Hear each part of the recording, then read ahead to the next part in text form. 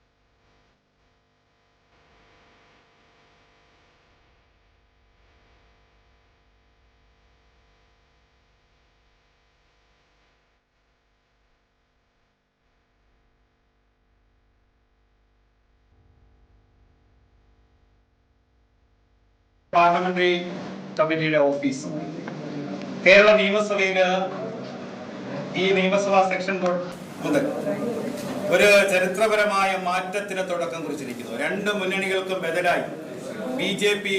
ജനപക്ഷത്ത് നിന്നുകൊണ്ട് കേരളത്തിന്റെ ജനകീയ ആവശ്യങ്ങൾ ഉന്നയിച്ചുകൊണ്ട് മുന്നോട്ട് പോവുകയാണ്. ആ ജനകീയ ആവശ്യങ്ങൾക്ക് നേതൃത്വപരമായ പങ്കുവഹിക്കുന്ന ഒരു ഓഫീസായിട്ട് ഈ പാർലമെന്ററി കമ്മിറ്റി ഓഫീസ് മാറുകയാണ്. ഒപ്പം കേരളത്തിന്റെ ഒരു പുതിയ ദിശാബോധം, ഭരണപരമായ മാറ്റത്തിനുള്ള തുടക്കവുമായി ഈ ഓഫീസിന്റെ പ്രവർത്തനം മാറുകയാണ്. അതിനെ സഹകരിച്ച എല്ലാവരോടുള്ള നന്ദി കൂടി ഈ അവസരത്തിൽ രേഖപ്പെടുത്തുന്നു.